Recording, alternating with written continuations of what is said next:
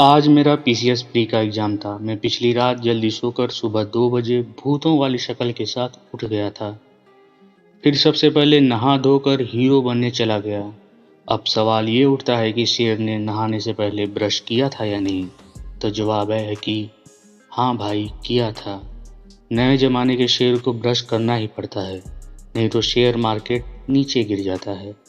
फिर कॉफ़ी बनाया और कॉफ़ी पीते हुए अपनी बकैती चालू रखा, जो कि माइक के बिना ठीक से रिकॉर्ड नहीं हो पाया। कॉफ़ी लेकर मैं गया छत पर, जहाँ चांद भी आसमान में रात होने का प्रमाण दे रहा था और कह रहा था, शेर बेटा सो जा वरना शियार आ जाएगा। फिर मैंने लूप में अपना फेवरेट गाना सुना। उसके बाद चांद और मोबाइल के फ्लैश में छत पर ही रिवाइज किए एग्जाम के लिए इम्पोर्टेंट डेटा और कुछ ट्रिक्स। सूरज अब भी क्षितिज के उस पार निकलने को बेताब था। कहते हैं दुनिया के अरबों लोगों में से कुछ प्रतिशत लोग ही उगते सूरज से आंख मिला पाते हैं, जो सुबह जल्दी उठ जाते हैं।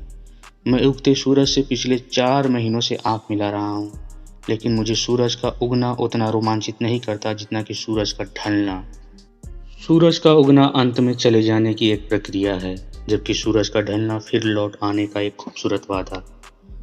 फिर मैंने अपने सब जरूरी सामान लेकर तंग गलियों से होता हुआ ई रिक्शा के लिए सड़क पर आ गया। ई रिक्शा से जान पहचान वाली सड़कों से होता हुआ मैं चला ऑटो स्टैंड की ओर। ऑटो स्टैंड से ऑटो लेकर हकीकत वाली गरीबी से होता हुआ मैं चल दिया आंकड़ों वाली सरकारी विकास के पथ पर। रास्ते में आया एक तालाब, जिसकी महत्ता प्रकृति के लिए कोई नहीं समझता। बस उसका महत्व भोले भाले इंसानों को याद आता है सिर्फ त्योहारों पर। लोग जब पानी बिना मरेंगे तब समझेंगे इन तालाबों का असली महत्व। ठीक वैसे कोरोना ने जैसे समझा दिया था साफ हवा और ऑक्सीजन का महत्व। अफसोस लोग फिर भी नहीं सुधरे।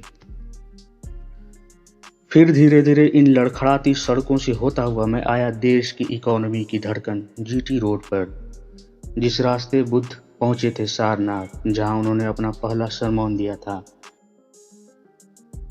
इस सड़क को रेखांकित या यूं कहें सड़क जैसा हुलिया दिया था शेरशाह सूरी ने। इसी सड़क से मुगलों के घोड़े दौड़ते रहे पूरब की ओर।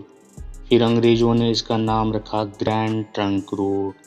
अंत में मैं पहुंच गया अपने आखिरी पड़ाव पर। यहाँ से अब मुझे 2 किलोमीटर पैदल जाना पड़ा उत्तर की ओर। फिर मैं अपने मजबूत कदेदार पंजों के सहारे सरकारी सीढ़ियों से होता हुआ रेलवे लाइन को क्रॉस करने लगा। इन सीढ़ियों के बनने से पहले यहाँ कई दुकानें थी। एक मिठाई की, कुछ किताबों की, एक काजू शेक की और कुछ सब्जियों और फल की। इनमें से सारी दुकानें बचा ली गई होंगी किसी न किसी रूप में, कहीं न कहीं, सिवाय किताबों की दुकानों के। इन रास्तों से मैं जब भी गुजरा तो सिर्फ अपने नानी के यहाँ जाने के लिए।